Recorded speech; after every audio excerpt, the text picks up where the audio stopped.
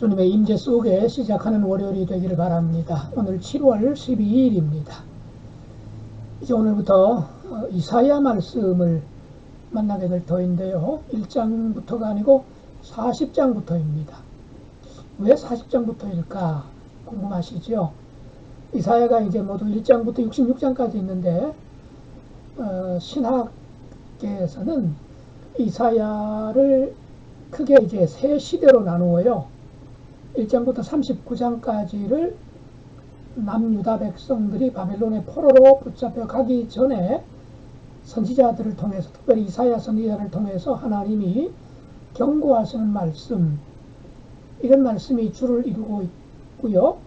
그 다음 40장부터 55장까지는 그렇게 수없이 경고했음에도 불구하고 남유다 백성들이 하나님 말씀을 따르지 않자 어쩔 수 없이 하나님은 당신의 백성들을 징계하실 수밖에 없죠.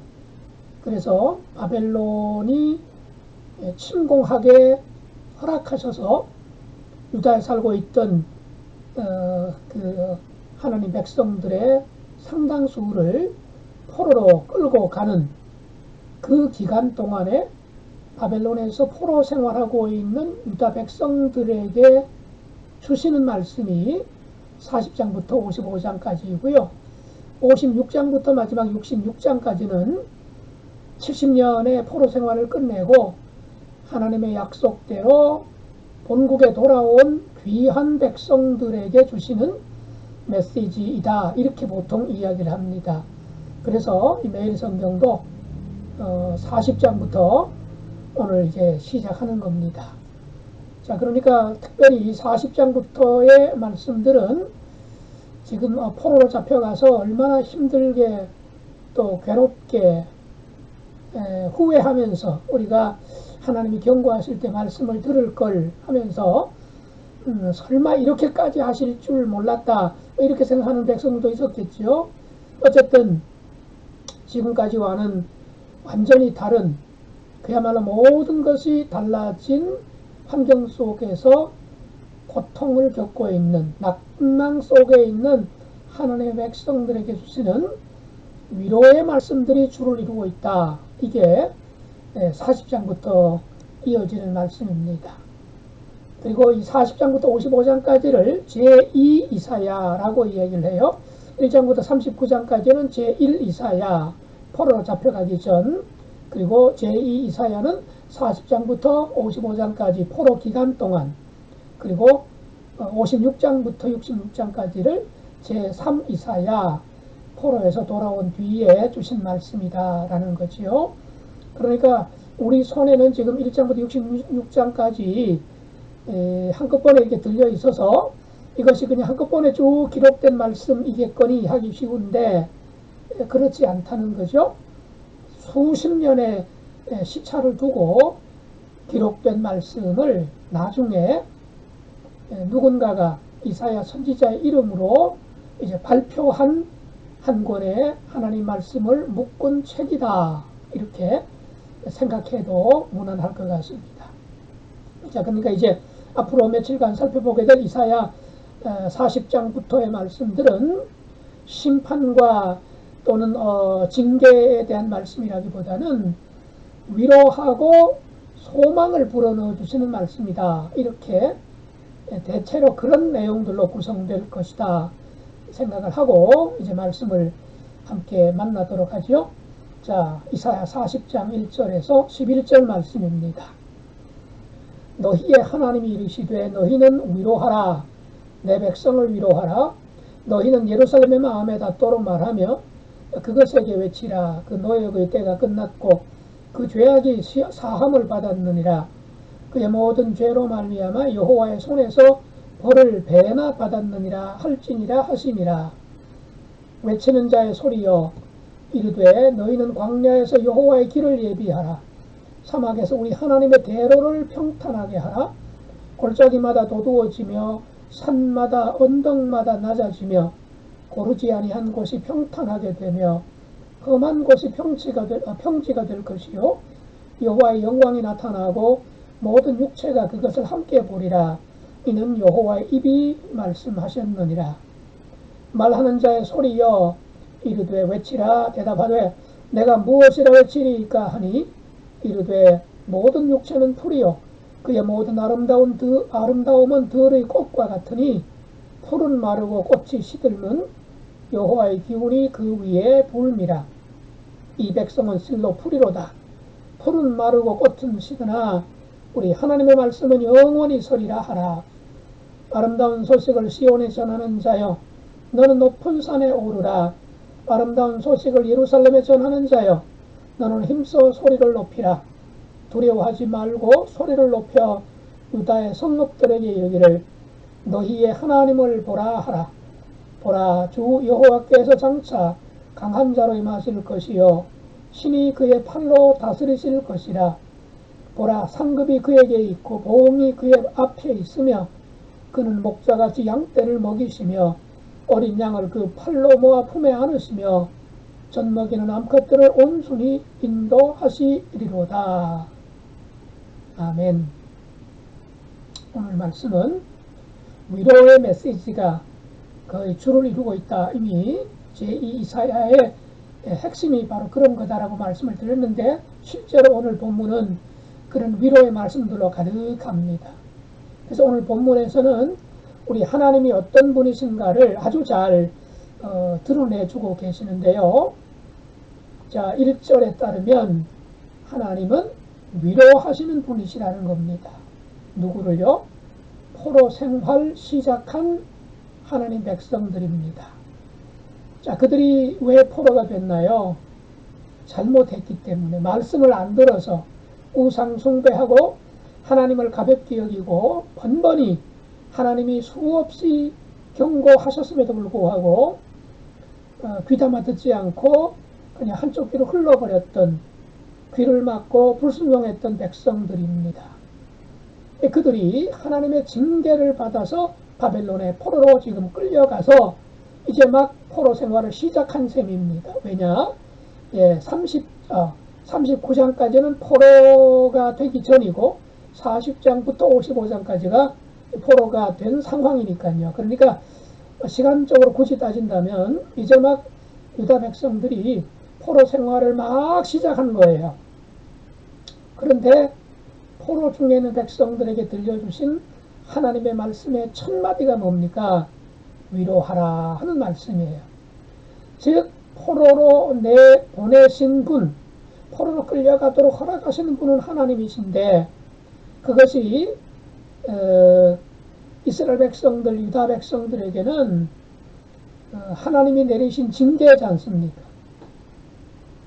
그야말로 그렇게 수없이 경고하셨죠. 그 경고하셨던 말씀을 지금 하나님이 시행하신 것입니다. 그러니까 어떻게 보면 내 말 안 듣더니 거 봐라. 이놈들 너희들 당해봐야 돼. 고생해봐야 돼.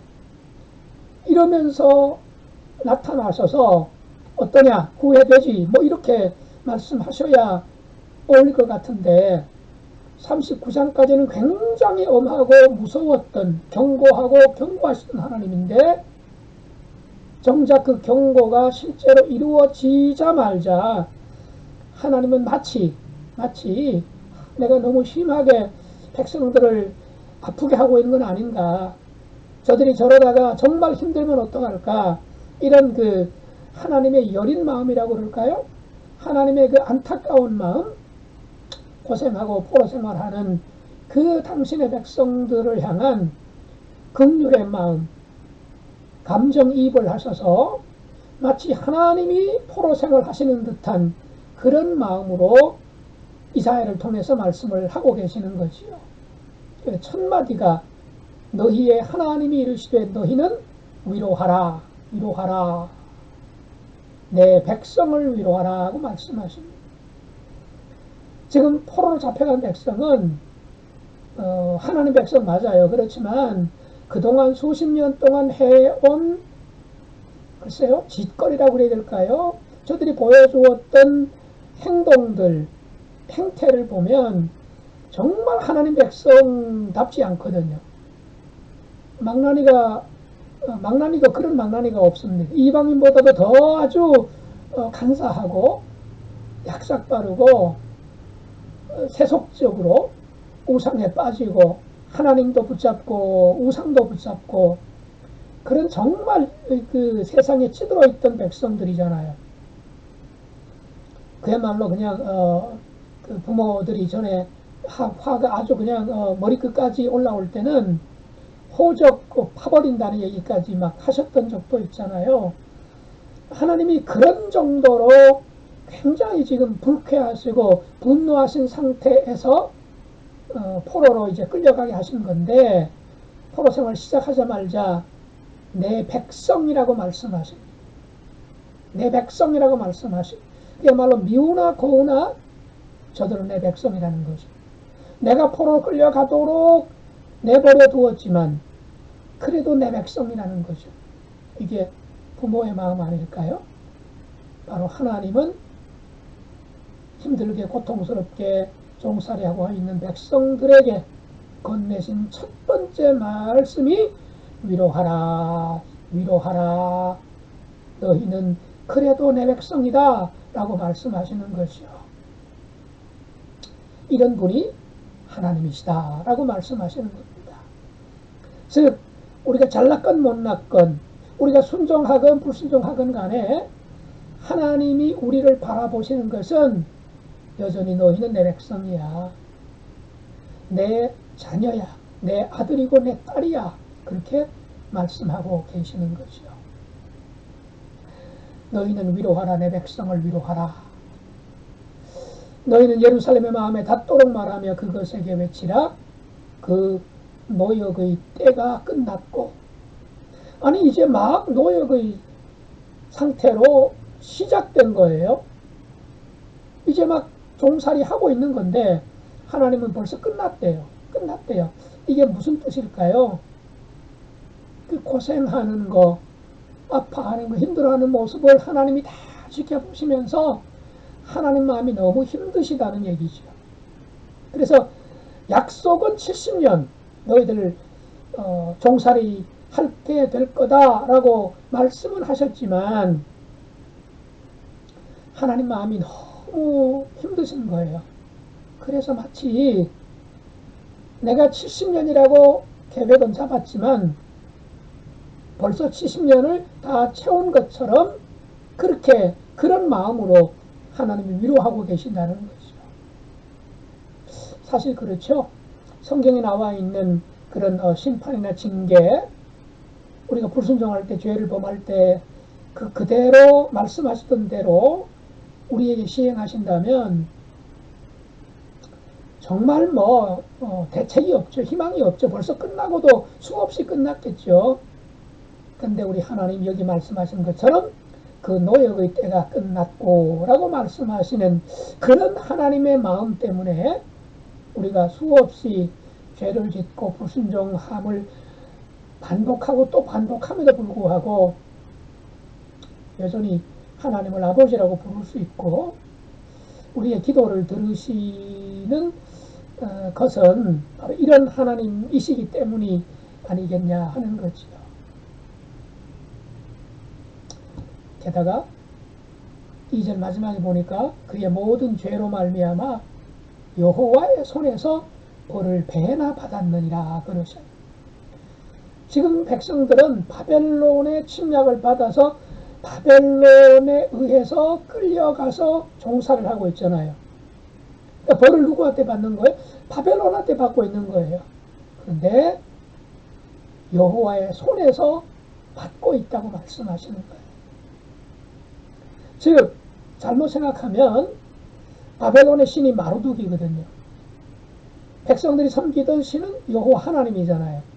그 고대 사회에서 이스라엘을 포함한 거의 모든 사람들이 생각했던 신 개념은 민족 신 개념이지요. 각 민족들마다 섬기는 신이 따로 있고요. 그 민족 신이 그 민족들만을 보호하고 복을 주고 지켜준다라고 생각을 했었습니다.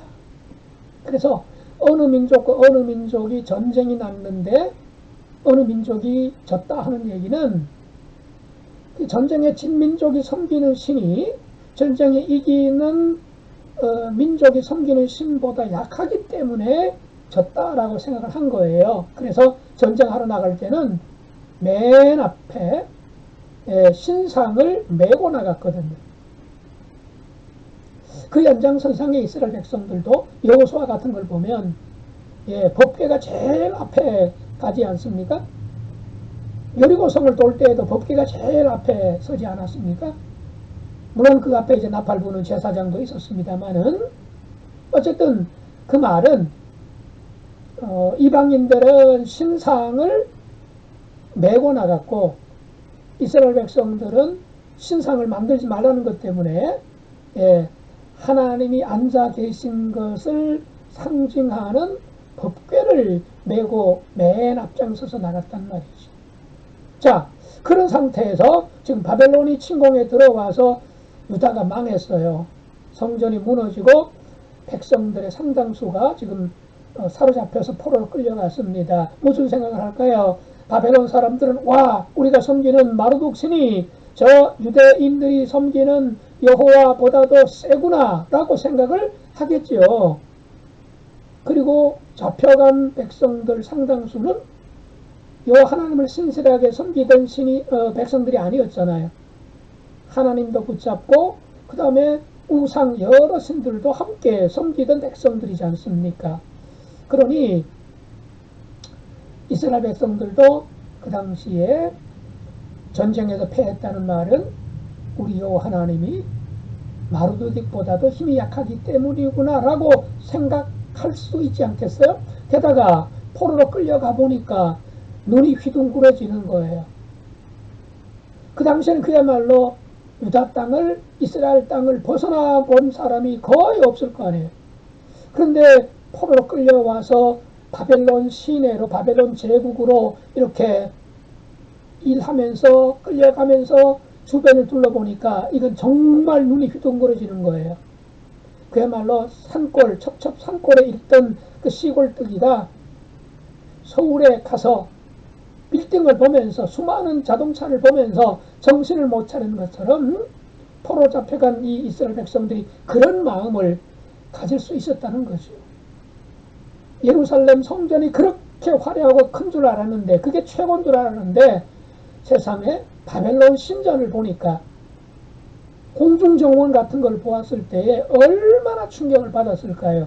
이야, 우리는 여호와 하나님이 최고인 줄 알았는데 웬걸 여기 와보니까 진짜 마르둑이 대단하네 라고 생각하고 있었을 터인데, 오늘 40장 2절 말씀에 뭐라고 말씀하신다고요? 여호와의 손에서 라고 말씀을 합니다. 즉 마르둑 또는 신전 바벨론 제국의 껍데기만 보지 말고, 그것 때문에 기죽지 말고, 그것 때문에 하나님을 약한 신으로 생각하지 말라는 겁니다. 이미 배나 받았다는 거예요. 힘이 약해서 너희들이 포로로 잡혀간 것이 아니고 내가 너희들이 죄를 지은 것 때문에 벌로 잡혀간 게 한 것이고, 이미 너희들이 범한 죄보다도 벌을 배나 받았다. 그러니 노역을 끝낼 때가 이미 됐다라고 말씀하시는 거죠. 자, 그런 점에서 조금 건너뛰면 중간 부분이죠. 7절, 6절 말씀부터 봅시다. 여기서 말하는 풀이라든가 이런 것들이 풀과 꽃을 무엇이라고 생각하는지 한번 생각해 보세요. 말하는 자의 소리여 이르되 외치라. 대답하되 내가 무엇이라 외치리까 하니 이르되 모든 육체는 풀이요 그의 모든 아름다움은 들의 꽃과 같으니. 풀과 꽃 아름답잖아요. 그런데 풀도 그렇고 꽃도 그렇고 공통점이 뭡니까? 오래 가지 못한다는 거예요. 문화가 꽃핀다, 인생이 꽃핀다, 꽃길만 걸어라, 얼마나 좋은 말입니까? 그런데 지금 이스라엘 백성들이 포로로 잡혀가 있는 바벨론 제국의 힘, 문명, 문화, 마르둑신, 저거 풀 같은 거야, 꽃 같은 거야. 화려하게 보이지만, 향기도 나는 것처럼 보이지만 그거 오래 못 가. 풀은 마르게 돼 있어. 꽃은 시들게 돼 있어. 이 얘기예요. 실제로 어떻습니까? 역사를 알지만 바벨론 제국이 무너져 버리잖아요. 고레스 왕이 쳐들어오자 페르시아 제국한테 망해버리잖아요. 거의 싸움 한번 제대로 해보지 못하고 그대로 그냥 제국이, 그 큰 제국이 그냥 무너져 버리는 거예요. 풀, 이스라엘 백성들에게 풀, 오랫동안 살았던 그 이스라엘 땅에 있는 풀, 한 2, 3주 정도 있다가 봄이 지나고 나면 금방 시들어 버리거든요. 봄에 피었던 꽃들도요, 금방 시들어 버리거든요. 그러니 저 바벨론의 부귀, 영화, 화려함, 그거 오래 못 간다. 그러면 무엇을 붙잡아야 되느냐? 변치 않고 시들지 아니하는 하나님의 말씀을 붙잡아야 된다. 그래서 8절, 풀은 마르고 꽃은 시드나 우리 하나님의 말씀은 영원히 서리라 라고 전하라는 거예요. 누구에게? 포로 생활하고 지금 낙담해 있는 백성들에게 전하라는 거죠. 어떻게 이 말씀을 전할 때에 그 말씀을 듣는 백성들은 말도 안 되는 소리라고 생각했을지도 몰라요. 그렇지 않습니까? 그런데 시간이 조금 지나니까 어떻게 됐습니까? 70년도 채 되지 않아서 그 거대한 바벨론이 무너지고 새로운 제국인 페르시아가 등장하자마자 고레스 왕이 칙령을 발표하면서 유다 백성들 중에 고국으로 돌아가기를 원하는 사람 돌아가도 좋다 라고 말씀하신 거 우리가 잘 알고 있지 않습니까? 오늘날도 우리 눈에 풀처럼 싱싱하고 꽃처럼 화려하고 향기 있는, 눈을 그냥 휘둥그르게 만드는 우리의 생각을, 우리의 정신을 빼놓는 그런 것들이 우리 주변에 얼마나 많습니까? 현대사회가 가지고 있는 우리 생각이나 마음을 그냥 유혹하고 미혹하고 이런 것들이 얼마나 많아요. 그런데 이사야서를 통해서 하나님 말씀하십니다. 오래 못 간다. 풀은 마르고 꽃은 시들 때가 있다. 변치 않는 영원한 하나님 말씀 붙잡으세요 라고 말씀하고 있습니다. 여러분 이 한 주간도 하나님 말씀 붙잡고 믿음으로 나아가시기를 소망합시다. 하나님 아버지, 하나님의 말씀 듣지 않고 불순종하다가 포로로 잡혀간 백성들,